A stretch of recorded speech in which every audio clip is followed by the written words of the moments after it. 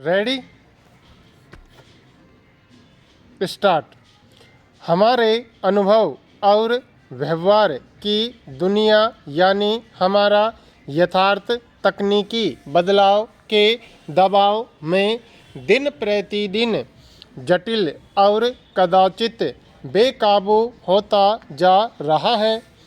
दूसरे विश्व युद्ध की विभीषिका के बाद यह आशा थी कि सूचनाओं से समृद्ध होता हुआ आदमी ज्ञान की ओर आगे बढ़ेगा और उसका विवेक जागेगा।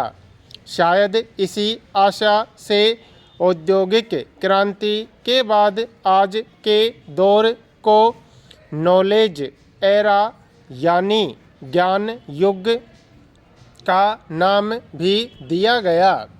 कुछ दशक पहले कंप्यूटर के आने के साथ सूचना का विस्फोटक हुआ और फिर सूचना ही सबसे बड़ी पूंजी बन गई।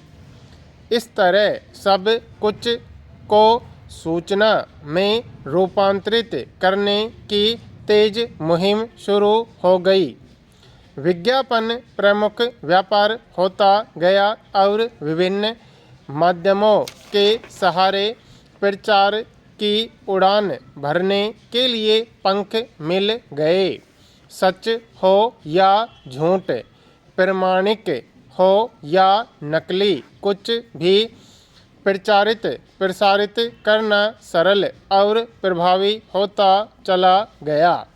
सभ्यता की यात्रा में हम सत्य पर ताले जड़ते गए। इसका परिणाम यह हुआ कि असत्य के बीच रहना और जीना स्वभाव बनता गया। वस्तुतः हम अपनी मानवीय पहचान को खोने के कगार पर पहुंच रहे हैं, या फिर दूसरी तरह से कहे तो हम यंत्र मानव की परिकल्पना की ओर बढ़ रहे हैं।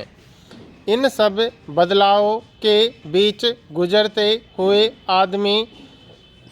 आदमियत तथा आदमियों के बीच के आपसी रिश्तों नातों को हाशिए पर धकेलती प्रचंड तकनीकी सूचना क्रांति ने आदमी से उससे बहुत कुछ छीनना शुरू कर दिया।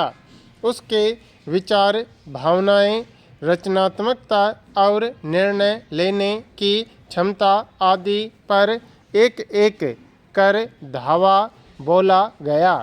सूचना तकनीकी के इस लगातार बढ़ते हस्तक्षेप और वर्चस्व ने हमें यंत्र की सुनिर्धारित निश्चितता का भरोसा देते हुए अपने आकर्षण में बांध लिया।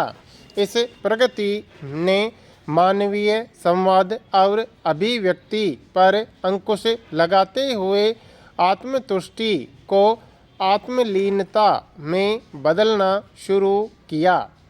फलतः समाज के अकेलेपन और अलगाव की प्रवृत्ति बढ़ने लगी, जहाँ आत्म श्लाघा खूब बढ़ी, वहीं सहिष्णुता और पारस्परिक विश्वास को धक्का लगा।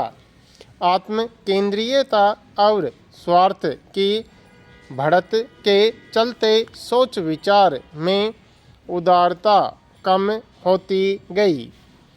दूसरे का होना हमें अपने लिए असुविधाजनक और खतरा जैसा लगने लगा।